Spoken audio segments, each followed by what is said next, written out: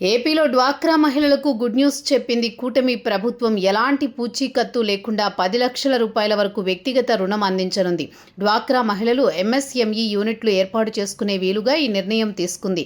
సెర్ఫ్ మంత్రి కొండపల్లి శ్రీనివాస్ ఈ విషయాన్ని ధృవీకరించారు. దీన్ దయాళ్ అంత్యోదయ యోజన జాతీయ గ్రామీణ జీవనోపాధి కార్యక్రమం కింద ఈ రుణాన్ని అందించనున్నారు.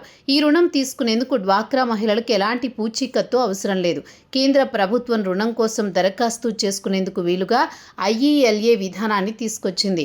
ఏపీలో డ్వాక్రా మహిళలు ఈ అవకాశాన్ని సద్వినియోగం చేసుకోవాలని మంత్రి కొండపల్లి శ్రీనివాస్ సూచించారు.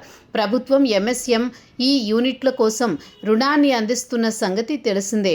ప్రధానంగా ఫుడ్ ప్రాసెసింగ్ యూనిట్లకు సంబంధించి మునగ, తేనె, పుట్టగొడుగుల ఉత్పత్తి, నర్సరీలు, సోలార్ డ్రయర్లు, రక్షిత సాగు, చేపలు వంటి యూనిట్లను ఏర్పాటు చేసుకోవచ్చు. కేంద్ర ప్రభుత్వం దీన్ దయాళ్ అంత్యోదయ యోజన జాతీయ గ్రామీణ జీవనోపాధి పథకం కింద ఈ యూనిట్లను అందించనుంది. సెర్ఫ్ శాఖలోని వెలుగు విభాగం అధికారులు ఈ యూనిట్లకు సంబంధించి డిపిఆర్ తయారీ, దరఖాస్తుల్లో సహకారం అందిస్తారు.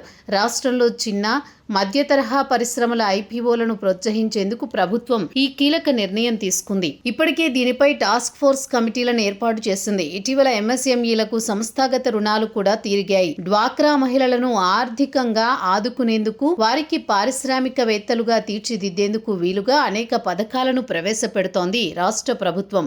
ఇప్పుడు దానికి కేంద్ర ప్రభుత్వ సహకారం కూడా తోడు కావడంతో మహిళలు మరిన్ని ఆర్థిక ప్రయోజనాలు కలగనున్నాయి.